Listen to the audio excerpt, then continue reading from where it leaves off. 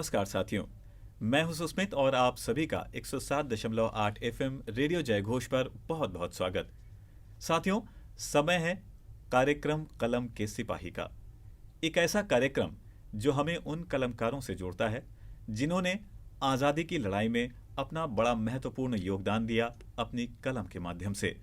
तो आज हम इस बारे में और बात करेंगे, चर्चा करेंगे और इसके लिए, इस चर्चा को आगे बढ़ाने के लिए हमने अपने स्टूडियो में आमंत्रित किया है डॉक्टर करुणा पांडे जी को। डॉक्टर करुणा पांडे जी के बारे में बताएं आपको कि वो एक अद्भुत साहित्यकार हैं। उन्होंने बहुत काम किया है साहित्य के क्षेत्र में। 33 पुस्तकें हैं जो उन्होंने लिखी हैं। इसके अलावा 9 पुस्तकों का उन्होंने संपादन किया है, साथ ही साथ 2 नाटकों का मंचन भी करवाया है। अनेक विधाएं हैं साहित्य की जिनसे वो जुड़ी हैं और उनका ये कार्य अभी भी जारी है, ये साधना उनकी लगातार अनवरत जारी है। तो स्वागत करते हैं यहाँ पर डॉक्टर करुणा पांडे जी का। डॉक्टर करुणा जी, बहुत बहुत स्वागत रेडियो जयघोष में। धन्यवाद जी। और आज जैसा कि हम कार्यक्रम कलम के सिपाही में बातें करते हैं, हमने बताया हमारे साथी जुड़ते हैं उन कलमकारों से जो ऐसे थे जिन्होंने उस दौर में, जब हमारा देश संघर्ष कर रहा था, उस दौर में जहां तमाम ऐसे क्रांतिकारी थे जो अपनी क्रांतिकारी गतिविधियों से ऐसे तमाम प्रयास करते थे कि हमारे देश को आज़ादी मिले, वहीं कई कलमकार ऐसे थे जिन्होंने अपनी रचनाओं से एक लोगों में ज्वाला भरने का काम किया, लोगों में चेतना भरने का काम किया। तो आज ऐसे ही कलमकारों के बीच में से हम बात करने वाले हैं सुभद्रा कुमारी चौहान जी की। और आपने सुभद्रा कुमारी चौहान जी के विषय में अगर बात की जाए तो आपने काफी काम भी किया है। जी। उन पर आपने एक पुस्तक भी लिखी है, तो क्या है उस पुस्तक का नाम? मैंने 2 पुस्तकें लिखी हैं। पहले तो मैं जयघोष में जो कार्यक्रम आप लोग ले रहे हैं, इसके लिए मैं आप लोग को साधुवाद देती हूँ। क्योंकि ये जो कार्यक्रम है ये उन सभी विषयों को छू रहा है जो आज के नौजवानों को दिखाना, बताना जरूरी है। तो इसके लिए आपकी पूरी टीम को बहुत बहुत साधुवाद और बहुत बहुत अभिनंदन। जी। और जहाँ तक आप कह रहे हैं, मैंने उन पे 2 पुस्तकें लिखी हैं जी। एक पहली पुस्तक है उनकी चर्चित कहानियाँ जी, और दूसरी है उनकी स्त्री विमर्श की कहानियाँ। अच्छा। क्योंकि अगर हम देखें तो सुभद्रा जी आज़ादी से पहले, प्रेमचंद के बाद सुभद्रा जी पहली महिला साहित्यकार हैं जिन्होंने स्त्रियों की दशा, स्त्रियों के ऊपर विमर्श किया है और विमर्श को विमर्श ना देख करके उन्होंने सकारात्मक रूप से स्त्रियों की दशा को सामने लाने का प्रयास किया है। तो इसलिए मैंने उनकी स्त्री विमर्श की जो कहानियां हैं उनको लेकर के उस पर काम किया है। क्या बात है, आपने इतना सब कुछ उनके बारे में लिखा है, पढ़ा है, शोध किया है, तो बहुत कुछ आपने उनके बारे में जाना समझा होगा। कैसे देखती हैं आप उन्हें? आप स्वयं में एक महिला हैं और आप आज के दौर को देख रही हैं, और कहाँ हम उनके दौर की जब बात करते हैं, सुभद्रा जी की, जब हमारा देश किस तरह से एक संघर्ष कर रहा था, उस दौर में कैसे उन्होंने जिया होगा, कैसे साहित्य को रचा होगा? देखिए, बहुत सी महिला साहित्यकार को हम आज देखते हैं, लेकिन उनसे सुभद्रा जी बिल्कुल अलग हैं। पहले तो यह कि उनकी एक कविता झांसी की रानी जी, एक कविता ने उनको कालजयी बना दिया। बिल्कुल, वो कविता तो ऐसी है कि बच्चे की ज़बान पे है। मैं सोचती हूँ कि हम लोगों ने भी उसको याद किया है और आज भी हम लोग को याद है, और आज के बच्चे भी, आज की पीढ़ी भी उसको याद कर रही है। और सबसे बड़ी चीज़ ये है कि जब उसको पढ़ते हैं तो एक अंदर से जोश अपने आप आ जाता है। तो ये एक करंट का काम किया था उस समय भी। ये जो कविता थी, इस कविता को जो आज़ादी के दीवाने थे उन्होंने इसको एक तरह से सोचिए कि उनमें ऊर्जा भरने का काम किया था। जी। तो ऐसी बहुत कम रचनाएं होती हैं, ऐसी बहुत कम रचनाएं होती हैं जो बच्चे, बूढ़े, जवान सबके लिए ऊर्जा का काम करें। और ये काम उनकी जो रचना है झांसी की रानी, उसमें हम देखते हैं। तो एक तो इससे अलग है। दूसरी चीज़ ये है कि वो मात्र 44 वर्ष जीवित रहे। बहुत छोटी उम्र उनकी थी, लेकिन उस छोटी उम्र में भी उन्होंने इतना साहित्य रचा है, कहानियाँ लिखी हैं, कविताएं लिखी हैं, और साहित्य के क्षेत्र में नहीं, राजनीति के क्षेत्र में भी उन्होंने बहुत काम किया। और वो पहली महिला थी जो झंडा सत्याग्रह 1922 में जो महात्मा गांधी ने किया था जबलपुर में, तो पहली महिला सत्याग्रही थी जो वहां पर जेल गई थी। तो पहली सत्याग्रही महिला अगर हम कहेंगे तो वो हमारी सुभद्रा जी थी। जी। तो ये बहुत बड़ी बात थी उस समय जब अंग्रेजों का अत्याचार था, और ऐसा नहीं कि बहुत बूढ़ी थी। जी। यंग एज थी इनकी, शादी के बाद की बात है। तो इस तरह से मैं देखती हूँ कि सुभद्रा जी के अंदर ये सिर्फ ये नहीं, और एक चीज मैंने उनको जो पढ़ते हुए देखा कि वो जितनी सरल, गंभीर हैं उतनी चंचल भी हैं। अच्छा। हाँ, उनके स्वभाव में चंचलता जगह पर दिखाई देती है। उन्होंने अपने घर को, परिवार को, समाज को, बच्चों को, हर रिश्ते को उन्होंने संवारा है। और साथ ही साथ समाज में, राजनीति के, इवन सत्याग्रह में और जो आज़ादी का आंदोलन था उसमें उन्होंने बढ़ चढ़ के हिस्सा लिया और लोगों को प्रेरणा दी। हम जब उनकी कहानियाँ देखते हैं तो मैंने उनकी कहानी में पढ़ा कि उनकी कहानी में जो उन्होंने जिया है, जो भोगा है, जो देखा है समाज में, उसी चीज़ को उन्होंने उसमें रखा है। हाँ, तो इस वजह से मैं देखती हूँ कि वो बिल्कुल अलग हैं। प्रेमचंद के बाद पहली महिला हैं, पहली व्यक्ति हैं आज़ादी से पहले की जिन्होंने स्त्री विमर्श को और तत्कालीन समाज की परिस्थितियों को अपनी कहानियों में घेरा है। इसलिए मैं उनको सबसे अलग दिखती। जी। और सबसे बड़ी चीज़ है कि उनकी कहानी पढ़ के, उनका साहित्य पढ़ के हमें आज़ादी से पहले क्या परिस्थिति थी, महिलाओं की क्या परिस्थिति, ये हमको समझ में आता है। और ये हमारे लिए बहुत बड़ी चीज़ है। बहुत उनका जो साहित्य है वो हमारे लिए इसलिए बहुत कीमती है। बहुत कीमती है। यानी खाली उन्होंने महिलाओं के लिए ही नहीं लिखा, उस समय की सामाजिक जो स्थितियां थी उन पर भी उन्होंने काफी काम किया। देखिए, उन्होंने दलित वर्ग, जी, सर्वहारा वर्ग क्या है, वो वर्ग जो सर्वहारा वर्ग कराता है वो उनकी कहानियों का मूल स्रोत था। जी। कथानक उस पर आधारित था। तो इसलिए ये चीज होती है, उनको हम दलित चेतना का भी हम पहला व्यक्ति कह सकते हैं। जी। क्योंकि उन्होंने उन सब चीजों के बीच में और उन्होंने हर चीज को जिया है। और उनकी जो संवेदना है वो सिर्फ कहानियों में नहीं है, उनके जीवन में। वो उन जमीनी स्तर पे लोगों से मिलती थी, लोगों के साथ बैठती थी, उनकी समस्याओं को सुनती थी। और एक चीज और थी कि वो सकारात्मक सोच वाली थी। जी। वो कहती थी, उनकी कहानियों में आप देखिए कि हर जगह क्या है, कहानी अंत में आते आते जो उसकी जो नायिका होती है वो एक ऐसा काम करती है सकारात्मक, तो लगता है कि हाँ, स्त्री में कुछ है, कर सकती है। बिल्कुल। हम उसको एक विचारगी के रूप में नहीं रहते हैं। कहानी शुरू होती है तो विचारगी की तरह से शुरू होती है। क्योंकि उन्होंने देखा कि घर की कलह है, पति का अत्याचार है, उनको लड़कियों को घर से बाहर पढ़ने के लिए नहीं भेज रहे हैं, बच्चों लड़कियों को भेदभाव कर रहे हैं, ये सारी परिस्थितियां हैं। और लेकिन लड़की की विवाह होता है, विवाह के टाइम जो परेशानियां आती हैं, जो आज भी हैं, या समाज में जैसे उनकी एक कहानी है दृष्टिकोण। तो ऐसी जो कहानियां उन्होंने लिखी हैं वो कहानियां क्या है, या देवदासी कहानी है। जी। ठीक है, देवदासी कहानी में क्या उन्होंने पाखंड को उघाड़ा है। जी। ऐसा नहीं है कि उन्होंने किसी क्षेत्र को छोड़ा है, उन्होंने पाखंड को देवदासी कहानी में निकाला है। तो इस तरह से हम देखते हैं कि उन्होंने हर चीज को छुआ है। और शुरू में कहानी के आप जब चलते हैं तो उनका लगता है कि बड़ी निरी दशा है, लेकिन धीरे धीरे जो आगे बढ़ते हैं तो ऐसे सकारात्मक अंत में ला करके छोड़ती हैं, तो लगता है कि नहीं, स्त्री असहाय नहीं है, वो भी कंधे से कंधा लगाकर चल सकती है। बिल्कुल, अपनी रचनाओं के माध्यम से और साथ ही साथ उन्होंने जीवन में खुद को प्रस्तुत करके ये आदर्श रखने की कोशिश की और बहुत सटीक उन्होंने ये रखा भी पूरी सार्थकता के साथ। उनके जीवन की बात आती है तो महादेवी वर्मा जी के साथ उनका अच्छा जुड़ाव रहा। थोड़ा सा उनके बारे में हमारे जितने भी साथी सुन रहे हैं, दोनों बहुत अच्छी दोस्त थी जी। और उनका जन्म जो था प्रयाग के पास एक गांव है जी, वहाँ पर निहालपुर गांव है, वहाँ पर हुआ था जी। 1904 में। जी। उनके पिता का नाम रामनाथ सिंह था, ठाकुर रामनाथ सिंह था। तो ये बहुत छोटी थी, 9 वर्ष की अवस्था थी इनकी जी। 1913 में इनकी पहली कविता सुभद्रा कुंवरी के नाम से जी आई थी जी। और जिसमें उन्होंने नीम के पेड़ के बारे में लिखा था और लोगों ने उसको बहुत सराहा था। नहीं, 9 साल की बच्ची ने एक पेड़ के बारे में लिख करके लोगों को आकर्षित किया, तो सोच लीजिए कि उन सरस्वती का साक्षात सरस्वती। बिल्कुल। इसके बाद उनका पहला जो कविता संग्रह मुकुल, वो प्रफुल्ल ओझा जी थे, उनके सहयोग से वो आया। इसके बाद उन्होंने बहुत सारी कविताएं लिखी हैं बच्चों के साथ। जब उनके परिवार बढ़ा तो उनकी बच्चों के साथ बैठ करके बात करते थे, तो उनकी जो मनोविज्ञान था वो उनको समझ में आया और उन्होंने बाल कविताएं लिखी। क्या बात।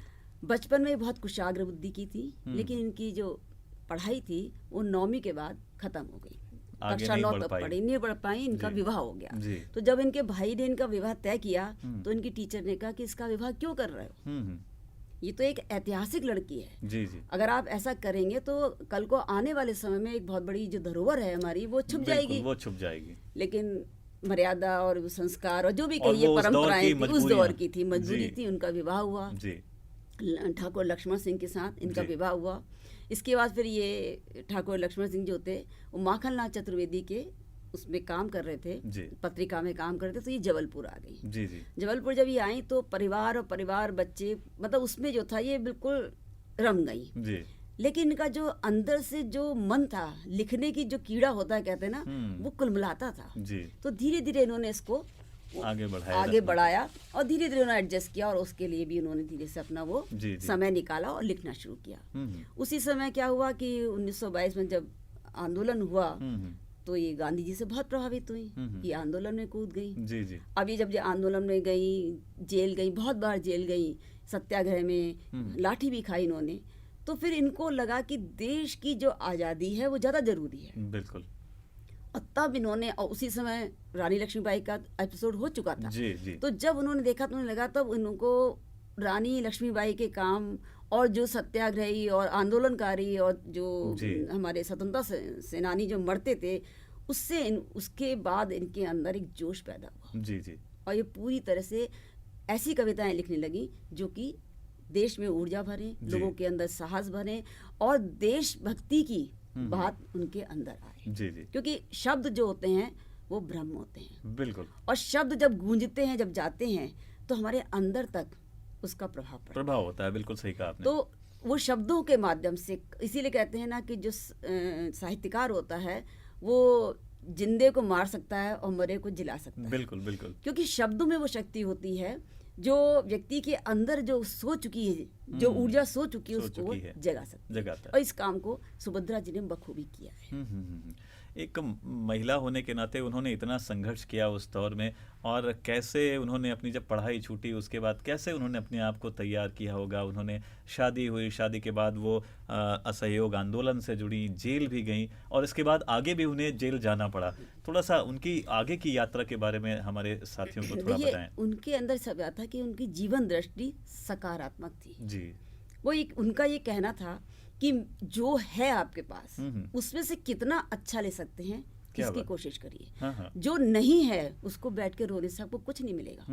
तो जो भी परिस्थिति थी, अब जैसे उनकी शादी हुई, अब ससुराल में रहती थी, सास वगैरह सभी साथ थी। बिल्कुल। अब उनको लगा कि मैं सब काम करने के बाद कैसे करूं, लेकिन उन्होंने बड़े इत्मीनान से थोड़ा समय निकाला, अपने लेखन का कार्य किया। फिर जब उनके लेखन का कार्य आगे बढ़ा तो उनके परिवार को भी लगा कि हाँ इसको थोड़ा समय देना चाहिए। तो इस तरीके से क्या होता है, हम परिस्थिति को रोते रहें तो कभी परिस्थिति सुधरती नहीं है। परिस्थिति को सुधारने के लिए क्या है कि हमें एक रास्ता निकालना पड़ता है, एक पैर आगे बढ़ाइए। बिल्कुल। तो वही उन्होंने किया। और उन्होंने दूसरी चीज क्या थी कि वो जब जाती थी समाज में, लोगों के बीच में, तो देखती थी कि जो लड़कियां हैं, जो स्त्रियां हैं, उनके अंदर एक बेचैनी है, कुछ करने की बेचैनी। अब वो कैसे उस बेचैनी को दूर करें। तब उन्होंने जो कहानियां लिखी हैं वो तो लिखी हैं उस पे, और तब उन्होंने उनको इकट्ठा किया कि भाई देश के लिए कुछ करो। बिल्कुल। जब तक देश नहीं रहेगा तो घर भी नहीं रहेगा। तो उस समय उन्होंने जो काम किया, सबको समेटने का, सबको एक साथ लाने का, वो बहुत महत्वपूर्ण है। जब गांधी जी की मृत्यु हुई तो उन्हें बहुत दुख हुआ। गांधी से बहुत अटैच थी, जुड़ी हुई थी, काफी साथ नहीं वो रही। और उनके जो गांधी जी के जो विचार थे वो उनकी पोषक थी। जी। तो जब गांधी जी की मृत्यु हुई तो बहुत दुख हुआ उनको। और जब गांधी जी की अस्थियां 12 फरवरी को लाई गई नर्मदा में प्रवाहित करने के लिए, तो वो वहाँ गई और वहाँ बैठ के उन्होंने बहुत दुख तो क्या ही किया, और साथ में उन्होंने कुछ रचनाएं भी करी। जी। लेकिन 15 फरवरी को 1948 गांधी जी की मृत्यु के बाद जब वो लौट रही थी, नागपुर से लौट रही थी एक मीटिंग अटेंड करके अपनी बेटी के साथ, तो आगे कुछ मुर्गियां आ गई। उन मुर्गियों को बचाने में उनकी कार जो थी पेड़ से टकरा गई, दुर्घटनाग्रस्त हो गई और एक बहुत बड़ी जो संभावना हमारे पास थी वो उसका अंत हो गया। वो धूमिल हो गई। सही कह रहे हैं। बहुत धूमिल हो गई। बहुत दुखद वृतांत हुआ ये। लेकिन ये कि सबसे बड़ी बात है बड़ा जल्दी असमय उनका जाना हो गया। मात्र 44 साल कुछ नहीं। बिल्कुल। जो कि हिंदी साहित्य के लिए कहीं ना कहीं बड़ा, उस पर भी उन्होंने इतना काम किया है। तो ये मतलब ये बहुत बड़ा श्रेय है उनको, उन्होंने इतना बड़ा काम किया है। फिर जब उन्होंने गई वो, तो माखनलाल चतुर्वेदी जी। जी दादा कहती थी उनको। हाँ, हाँ, तो दादा ने कहा कि सुभद्रा जी का जाना ऐसे ही है मानो नर्मदा से सारे तीर्थ चले गए। क्या बात कही।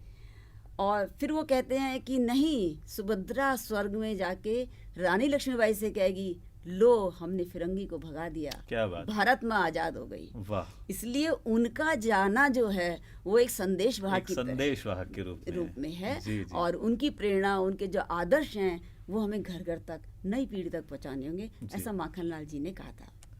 माखनलाल जी की ये बात जुड़ी, आपने बताया, तो इसमें यहाँ पर मेरे मन में अचानक से एक बात आई कि आज के दौर में जहाँ उन्होंने उस दौर में इतनी पीड़ा को देखा, भोगा और उससे अपने आप को स्वयं को निकाला, वहीं आज के दौर में उस दौर का जो साहित्य उनका लिखा हुआ, जो कुछ उन्होंने लिखा, जो कुछ महसूस किया, वो आज के दौर में कैसे क्या देखती हैं, कैसे?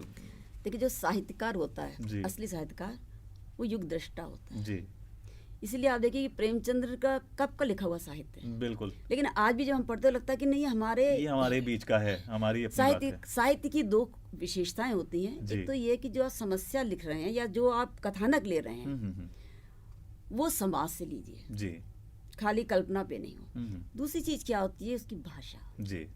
अगर भाषा बहुत क्लिष्ट होती है तो जो आप कहना चाह रहे हैं वो आपके पाठक तक नहीं पहुंच पाता, सर्वसाधारण उसको नहीं समझ पाएगा। तो फिर पंडितों की भाषा, ज्ञानियों की भाषा जो आम आदमी नहीं समझ पाता। हृदय की भाषा हो जी, अंदर के भाव जब आपके हृदय की सामान्य भाषा में निकलेंगे तो क्या होगा कि वो जब कोई पढ़ेगा तो लगेगा तो मेरी कहानी है, अरे मेरे पड़ोस की कहानी है। तो सुभद्रा जी की जब हम कहानियां पढ़ते हैं तो हमें किसी डिक्शनरी की जरूरत नहीं पड़ती। जी जी जी। और हमें कई बार लगता है कि अरे ऐसा तो आज भी होता है, ठीक है, हम आज भी होता है। अब आज निर्भया कांड हुआ तो निर्भया कांड जो था वो कोई ऐसा नहीं कि तब नहीं होता था। बिल्कुल। खेत सिंह जैसे लोग जो उन्होंने कहानी लिखी है, दृष्टिकोण नहीं, दुराचारी, तो उसमें क्या था, खेत सिंह जैसे लोग आज भी हैं जी।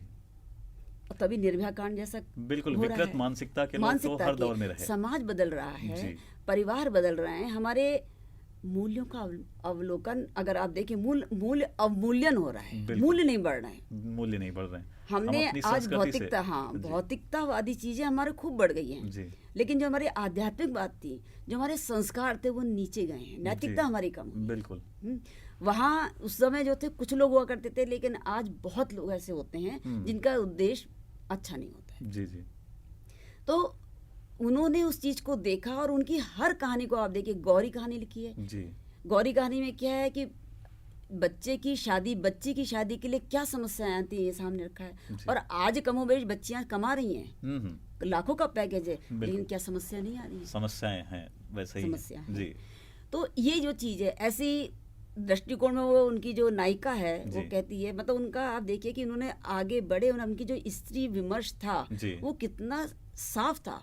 दृष्टिकोण की नायिका निर्मला कहती है अपने पति से कि देखो, अगर तुम अपने एक चरित्रहीन दोस्त को यहाँ पर लाके उसको खाना खिला सकते हो तो ये मेरा घर भी उतना ही जितना तुम्हारा है। बिल्कुल। और मैं भी अब किसी अबला को यहाँ पर शरण दे सकती हूँ। तो उस समय उन्होंने कहा, आज हम कहते हैं कि नहीं, इस घर में मेरा भी हक है, आज कहते हैं, लेकिन उस दौर में, मतलब आप सोचिए जब 1904 में वो पैदा हुई हैं, तो उस दौर में उन्होंने ये बात समझी उसके 10 साल 12 साल बाद कि उन्होंने इतनी बड़ी बात कही है, तो आप सोचिए उनकी कितनी दूरदृष्टि होगी, क्या सोच रही होगी। बिल्कुल सही बात है। और वो भी उस दौर में, मतलब आज से एक अच्छा खासा समय हो गया, 20वीं सदी की शुरुआत में ये बात उन्होंने कही, तो ये अपने आप में एक बड़ी बात है। और शायद ये ऐसे ही लोग कह सकते हैं जिनके पास इतना दूर का सोचने की हिम्मत हो और अपने अंदर एक ऐसी शक्ति हो, साहस हो कि वो समाज के सामने एक आदर्श रख सकें। बिल्कुल बिल्कुल जी जी। आप कुछ कह रही हैं? हाँ, उन्होंने, जब उनकी हम कहानियों की बात करते हैं जी, तो उनकी कहानी क्या है, सामाजिक हैं, राजनीतिक हैं जी। और जैसे एक अभियुक्ता कहानी है जी जी, उसमें पिता और बेटी का मिलन होता है। और होता कैसे है कि वो कोर्ट में जब लड़की जो है जाती है, उसको चोर सिद्ध कर देते हैं, उसको चोरी का इल्जाम लगता है, वो जाती है, वो कहती है मैंने चोरी नहीं करी है। वो फिर कहती है कि उसको एक चेन जो होती है उसके लिए उसको अभियुक्त बनाया जाता है। तो कहती है ये चेन तो मेरी माँ ने मुझे दी थी और उन्होंने कहा था कि तेरे पिता की आखिरी निशानी है। और जो जज होता है वो जज ये कहता है कि मतलब बता करके उसको कहते देख लीजिए आप, तो कहते कैसे प्रूफ करोगे तुम्हारी चेन है। तो कहती है कि उस लॉकेट खोलती है, उसके अंदर एक चित्र होता है उसके पिता का होता है। बोले ये मेरे पिता का चित्र है। वो चित्र उसी जज का होता है। ओहो। तब उसको याद आता है कि अरे जब मैं स्टूडेंट था तब ऐसा ऐसा हुआ था, कुछ हादसे हुए थे, तो और फिर वो जाके दोबारा शादी नहीं कर पाता उस लड़की से। तो उसे याद आता, कहता है लेकिन आप सोचिए कि पुरुष मानसिकता कि आपकी बेटी सामने खड़ी है, आपका जो पुराना कर्म है वो सामने आ गए हैं, लेकिन फिर भी वो कहता है ये अभियुक्त नहीं, इसे छोड़ दो। वो उसको सबके सामने अपनी बेटी एक्सेप्ट नहीं करता है। तब सुभद्रा जी ने इस कहानी के माध्यम से बताया क्या कि एक स्त्री के अंदर इतनी ताकत है कि वो उस अवांछित गर्भ को जन्म देती है, बिल्कुल, और जन्म दे के पाल के बड़ा कर देती है, बड़ा करती है। लेकिन पिता जो समर्थ है वो उसके अंदर इतनी ताकत है कि पुरुष जो होता है वो ताकतवर नहीं होता है। जी। पुरुष स्त्री की ताकत से आगे बढ़ता है, बिल्कुल, है ना। तो वो पुरुष जो है क्या करता है कि सामने देख रहा है कि उसकी पुत्री सामने खड़ी है, लेकिन वो उसको एक्सेप्ट नहीं करता। इतनी हिम्मत नहीं समाज के सामने कि अपने जो गलती है या हादसा जो हुआ है इसको स्वीकार कर सके। तो ये चीज जो सुभद्रा जी ने रखी है, तो ये बताती है कि स्त्री कोई कमजोर नहीं है। हम उसको कमजोर बनाने की कोशिश करते हैं। जैसे एक उदाहरण है, किसी का पति मर जाता है, वो नौकरी नहीं करती है, लेकिन फिर भी वो बर्तन मांज के सफाई करके जो भी जिस स्तर का वो अपने 2 बच्चों का 4 बच्चों का पालन कर लेती है। लेकिन पुरुष जैसी पत्नी मरती है उसके पास पैसा है, अर्न करने का साधन है, लेकिन फिर भी ये है कि बच्चों के पालन के नाम पर वो दूसरी शादी करता है और फिर बच्चों को भूल जाता है। तो हम ये देखते हैं, और इसको इन्होंने कहानी में प्रस्तुत किया है, तो इस तरह से हम देखते हैं कि उन्होंने स्त्री विमर्श को लेकर के उसके हर चीज को उन्होंने स्त्री विमर्श को सामने रखने का प्रयास किया है। और स्त्री नहीं, दलित विमर्श पे भी उन्होंने बहुत काम किया है। उनकी कहानी हींग वाला हींग वाला कहानी में कि उन्होंने बताया है कि जो मानवीयता होती है, संवेदना होती है, वो किसी जाति धर्म की नहीं होती है। और हींग वाला क्या है, मुसलमान है, और वो हिंदुओं के पास भी आता है, वहां पर अच्छा काम करता है। तो वो कहती है कि हम जब कहते हैं कि संवेदना किसी जाति धर्म गरीबी अमीरी में नहीं होती। संवेदना एक ऐसा मतलब गुण है जो किसी हो सकता है, किसी में भी हो सकती है, उसके लिए इंसानियत हो बस। तो ये जो है उनकी हींग वाला है। तांगे वाला उनकी क्या है, एक देशभक्त की कहानी है, जो उन्होंने देखा कि वो तांगे वाला किस तरीके से देश की सेवा कर रहा है, किस तरह से वो सत्याग्रहों की सेवा कर रहा है, जैसे आंदोलनकारों की सेवा कर रहा है। तो वो जो चीज़ है उन्होंने हर चीज़ को टच किया है। और ये उनकी इतने कम समय में इतनी दूरदृष्टि अगर किसी में है तो मैं सोचती हूँ सुभद्रा जी में ही है। बिल्कुल सही कहा आपने। ये दूरदृष्टि, ये बात सुभद्रा जी में ही है, जो इतनी कम उम्र में उन्होंने इतना सब कुछ लिखा, बताया और हमारे समाज को एक आईना दिखाने जैसा काम किया उन्होंने। आज उनका साहित्य हम सब जब पढ़ते हैं तो बहुत कुछ हमें देखने समझने को मिलता है। तो उनके साहित्य की बातें चलती रहेंगी, आगे भी हम कभी करेंगे, लेकिन यहाँ पर हम उनके बारे में और क्या ऐसी बातें हैं जो आपको बहुत प्रेरक लगती हैं? एक वो है जब उनकी वो लगाई गई, आदम का प्रतिमा लगाई गई तो लोगों से चंदा इकट्ठा करके खूब बड़ी सी मूर्ति लगाई, जिसका अनावरण 27 नवंबर 1949 में हुआ था। और इसमें उनकी सखी महादेवी वर्मा, जो उनकी बहुत अंतरंग मित्र थी, उन्होंने किया था। उस समय भदंत आनंद, कौशलन बच्चन साहब थे, राम कुमार वर्मा जी थे और इलाज चंद जोशी, ये सब लोग वहाँ पर आए थे। तो उस समय महादेवी वर्मा ने बहुत अच्छी बात कही थी। उन्होंने कहा नदियों का कोई स्मारक नहीं होता। क्या बात। सोने के किसी भी दीपक की लौ को आप सोने की थाली में मढ़ भी दें तो क्या होगा, बिल्कुल, जब तक कि उस दीपक की लौ से प्रकाश आप नहीं लेंगे। सही बात। अर्थात इनको चाहे प्रतिमा बनाए या ना बनाए, लेकिन जो उनके आदर्श हैं, जो उनके जीवन का जो उनका तरीका है, जो उन्होंने लिखा है, जो कुछ उन्होंने प्रेरणा दी है, जो ऊर्जा दी है, उस ऊर्जा को नई पीढ़ी तक हम पहुंचाएं। बिल्कुल, यही उनका स्मारक है। ये मुझे बहुत अच्छा लगा, क्योंकि हम लोग क्या है, गोष्ठी करते हैं, हम लोग बातें करते हैं, लेकिन जीवन में हम नहीं उतारते। यहाँ मैं आपको बताना चाहूंगी, मुझे गांधी जी पसंद हैं। क्यों है? गांधी ने कुछ नया नहीं किया मेरे हिसाब से। हम उनको सत्य अहिंसा की बात कर दी, उन्होंने सत्य की खोज नहीं करी। सत्य तो हमारे धर्म में कहा है, सत्य बोलो, अहिंसा करो, ये तो हर धर्म में और हमारे धर्म में हमेशा से है। लेकिन गांधी जी ने सत्य अहिंसा को अपने जीवन में उतारा, ये सबसे बड़ी बात, ये बड़ी चीज जी बिल्कुल। इसलिए गांधी जी सबसे अलग है और आज भी प्रासंगिक है, बिल्कुल, है ना। क्योंकि गांधी जी ने कहा सत्य बोलो, तो ये नहीं कि आपसे कहा हमसे कहा, पहले खुद में उसको उतारा, जीवन उतारा, खुद में आदर्श पहले स्थापित किया, फिर वो दूसरों को दिखाया। उन्होंने कहा मितव्ययी बनो।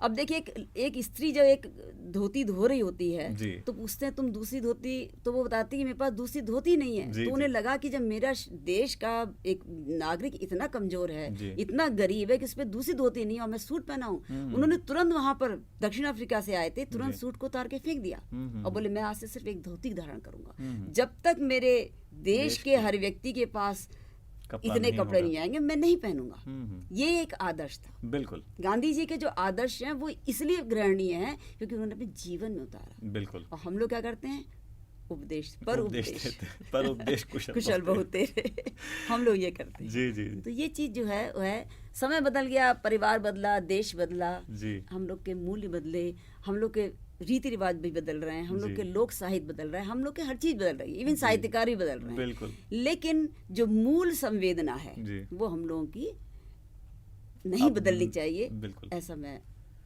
बिल्कुल सही कहा आपने, हमारी जो संवेदनाएं हैं वो बनी रहनी चाहिए। आज हम लोग जुड़े हुए हैं डॉक्टर करुणा पांडे जी के साथ, जिनके साथ जुड़कर हम बातें कर रहे हैं सुभद्रा कुमारी चौहान जी के बारे में। लेकिन मित्रों, अब धीरे धीरे समय का इशारा ये है कि हम यहीं पर विराम लें। बहुत सी बातें आज सुभद्रा जी के बारे में जानने को मिली आदरणीय डॉक्टर करुणा पांडे जी के माध्यम से। तो ऐसे ही हम आगे भी आपसे मिलते रहेंगे और बहुत सारी बातें लेकर के जुड़ते रहेंगे। फिलहाल आज हमें यहाँ पर कहना होगा कि हम आपसे यहीं पर अनुमति लें। डॉक्टर करुणा जी, आप हमारे साथ इस कार्यक्रम में जुड़ी, अपना अमूल्य समय दिया आपने हमें, हम इसके लिए बहुत बहुत आभारी हैं। चलते चलते आप हमारे साथियों के लिए कुछ कहना चाहें तो ज़रूर कहें। मैं बस इतना हूँ, एक तो पहले बात तो मुझे बहुत अच्छा लगा, इसलिए लगा कि सुभद्रा जी प्रेमचंद मेरे जो हैं प्रिय लेखक हैं। जी, आप स्वयं एक अच्छी रचनाकार हैं, साहित्यकार हैं। मैं जो भी उन लोगों से सीखा है समझिए, तो उनके बारे में बात करके बिल्कुल मुझे ऐसा लगा जैसे आज सुभद्रा जी सामने बैठी। मैंने उनको देखा नहीं है, लेकिन मुझे ऐसा लगा जैसे सुभद्रा जी सामने बैठी, क्योंकि उनको पढ़ा है, उनको जिया है, और ऐसी प्रेमचंद के साथ है मेरा।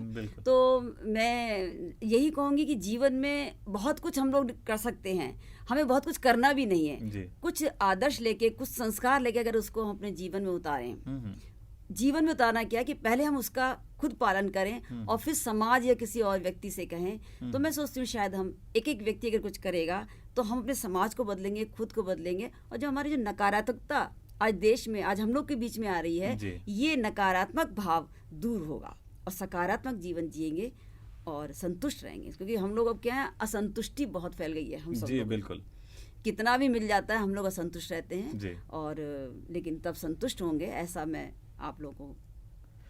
तो मित्रों, डॉक्टर करुणा पांडे जी ने जो सुभद्रा जी की बात थी वो भी आप तक पहुंचाई, और साथ ही साथ खुद में वो एक साहित्यकार हैं, वो क्या महसूस करती हैं वो भी बात आप तक पहुंची। तो ये बातें अपने जीवन में भी उतारिए, तभी इस बात का जो मर्म है वो सार्थक हो पाएगा। तो इन बातों के साथ ही साथ मैं बहुत बहुत धन्यवाद देता हूं डॉक्टर करुणा जी, आप हमारे साथ जुड़ी, बहुत बहुत आभार हमसे जुड़ने के लिए। और मित्रों, ऐसे ही हमारे साथ जुड़े रहिए और सुनते रहिए आपका अपना 107.8 FM रेडियो जय घोष, और मुझे यानी सुस्मित को दीजिए अनुमति। जय